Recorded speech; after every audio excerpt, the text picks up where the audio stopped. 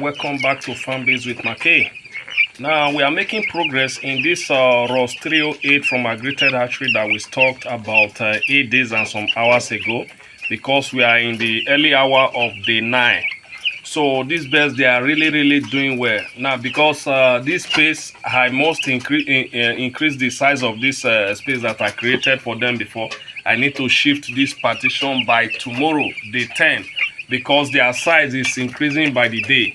Now we did some stuff today that I really want to share an update on.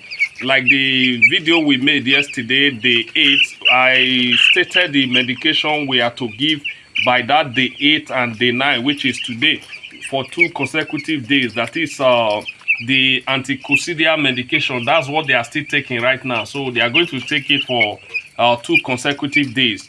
That aside, there is another thing we did today. Now, when you look at this pen right now, this brooder, there is nothing like a flip-top feeder anymore. There is nothing like tray feeder anymore. This is because as at day 8 yesterday, I tried them with this adult feeder, the one I will call the adult feeder, which is the big feeder that they can use to eat the disposer. They were able to pick feed from that feeder comfortably down to the bottom. So I introduced this bigger feeder to the pen fully by this day 9, though I started it yesterday, day 8. Now it's very important you test it on them. Are they able to pick feed easily? If they can't pick, if their beak can't get to the bottom to pick feed from that feeder, that means it's not yet time for you to introduce that feeder. So you may have to remove it and then wait for a few more days before introducing the feeder. So right now, even those smaller tube feeder, I have removed almost all of them. What we have left among the smaller feeder, those smaller tube feeder, is just about 2. Now hopefully by tomorrow I'm going to remove everything totally, because they've started wasting feed. Because the stress of removing sawdust from the feeder is much, so I have to remove it. It has served its purpose, so it's time for us to introduce the bigger one. Now I also used the opportunity to introduce this other rectangular feeder that I made myself, because they can as well comfortably pick feed from this feeder. So it's time to introduce it. So this is one of the bigger feeders that they will use to I dispose the bird by day 35. This is very impressive. Now our average weight at day 7 was so impressive. I was waiting to get to that day 7 before releasing the name of the feed, this new new feed that we are using to raise these birds right now. And the name of that feed is Optimal Plus. I've never used it before, just because of what I saw some farmers says in the WhatsApp group that I belong, that is a very good feed, that the result they got by day 28, 2.5 kg. It was very tempting, so I had to give it a try to see what my result is going to be. I know the result is not going to be disappointing, because based on what we got at day 7, the average weight of about 208 grams is a pointer to the fact that by disposal we are going to have most of these birds weighing 3 kg and above. Then we'll be so happy if we can achieve that. So this is where we are today. We've introduced the bigger feeders and all of that. Now it's not yet time for us to really replace the sawdust, because we did that by day 7. So we need to wait for like 5 or 6 more days before replacing the sawdust. Now one thing you need to note, because as they grow, the rate at which they mess up the pen, it will increase, because their pool, the size of their pool will also increase. That's one thing you need to know. So if you have been planning on replacing your sawdust weekly, you may have to think twice as they grow. Especially if you live in a residential area, you don't want air odor to disturb your neighbor. You need to ensure that you change this litter, which is this sawdust, on a regular basis, because after all, where we go to get them is free.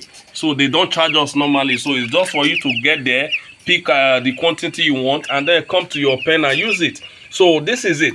Now there is one other thing I need you to note today, because like I said in my video yesterday, when you are raising your birds, being it layers or broilers, your senses have to be alive. Very important. What do I mean? Your sense of smell, your sense of sight, your sense of hearing, they have to be alive. Now, when I observed it, when I came in, I can still perceive some level of ammonia. So I assume everything is still okay. So all I need to just do is probably to increase the size by day 10 tomorrow, early hour of day 10.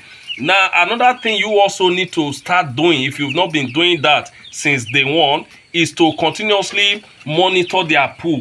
As you give them feed, as you give them water, as you replace the feeder and all of that, just look around. How is their poo like?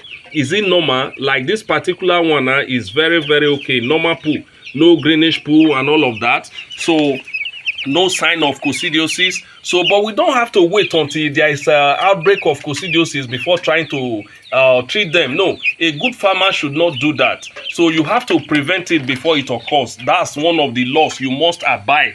You must adhere to when you are raising your birds. Don't wait for that disease. You must have heard, okay, the major diseases you need to battle with when you are raising your broilers. Maybe you need to battle with coccidiosis. You need to battle with antiviral diseases like Gumboro disease or Newcastle disease. Okay, you feel, oh, that's all. No, don't just wait for those diseases to break out before treating. Try and prevent them. That is the essence of you following the medication chart that I uploaded some days ago. So by day 1, you know what to do. By day 2, you know what to do. By even till disposal, you know what to do. When to give plain water, when to give antibiotics, when to give multivitamins. You know exactly what to do. That's the purpose of me putting that medication chart all out there, because most farmers will never allow you to have access to such information. But my aim is that you as a farmer should succeed in every batch of birds you raise. So that's why most of this information I release it, because there was a time I didn't know anything about raising birds, but there were other people's video I watched and all of that, read some books. Before you know it, I started mastering the art. So you can also master the art as well. So just have a note, copy that medication chart, keep it for your production. It will help you a whole lot. So this is where we are today, early hour of day 9. Remember, by day 14, we are still going to take our day 14 average weight to know how far we are doing. Without any doubt, I know our day 14 average weight is going to exceed expectation, because looking at this bed right now, you see their buttock has started shooting out. That's to tell you they are gaining weight massively. So, and that is what we want. What does this imply? It means the feed that we are giving them is really, really doing well. It's a very, very good one. So it's a very, very good one. So we don't need to reduce our hand. We need to feed them 24/7 ad libitum. That's what we've been practicing, and it's what we are going to practice till we dispose these birds. Thank you so very much. If you find this video helpful, in a way to say thank you, kindly do well to hit the subscribe button, turn on the notification icon, like, comment and share, as this will help us to grow our channel and reach a larger audience.